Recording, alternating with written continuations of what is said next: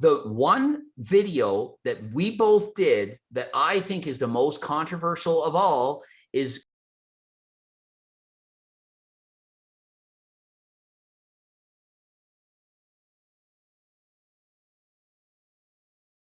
the one video that we both did that I think is the most controversial of all is Chris Bumstead. And in that volleyball spike with a little bit of it looked like potentially there was gyno, but then you see the before and after and the jump in muscle. And it's like, that's why we said he's natural. And I've had so much flack for like, you are an idiot. Look at that picture and look at this. And he has no genetics. And I'm like, yeah. It's like, well, if he can't look like that naturally, like who can, you know? It's like, I don't know. It's tough at that point. I get some people, they think he did like, because some people, they claim they're still natty when they did like over-the-counter pro hormones and whatnot. So like, I think that's probably the middle ground where some people think he might have done that versus like his first real cycle. But it's like, he still exploded before. Like, you can typically tell a guy, like when he hops on for the first time and he explodes, like grows into a show while cutting.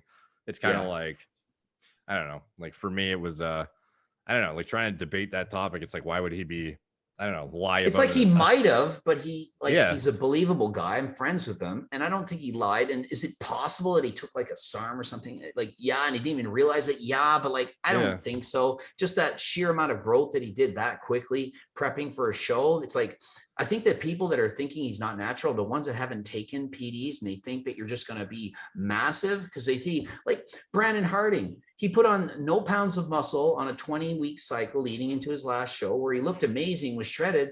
But because of that calorie deficit, even with the PDs, he didn't grow. 20 weeks, you know, and no muscle growth, looked great.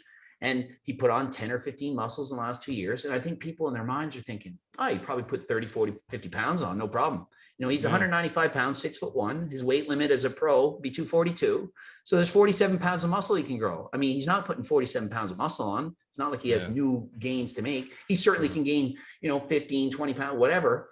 But there's so much of a limitation on what exactly the PDs can do. I think people are overestimating just how amazing they are. I mean, for some people with that, like the genetics to really absorb the PD, they can grow more than others. So people are just thinking, well, I know that one example, but they're seeing all the prime examples on YouTube that have the best transformation. So that's what they expect. And then when they take PDs, they're extremely disappointed for the most part.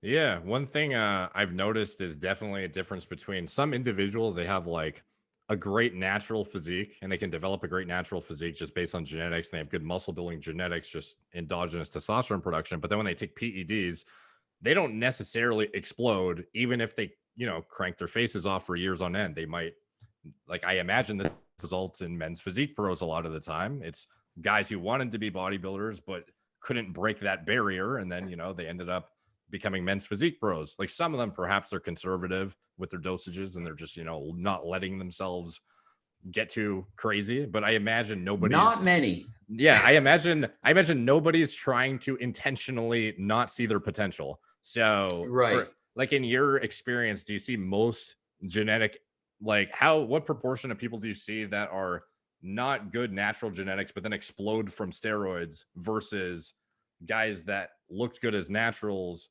Are those the guys that typically end up at the top, or are there individuals like Nick Walker who looked like nothing and then just hyper respond to anabolics too? Like, do you see kind of like, I really think it's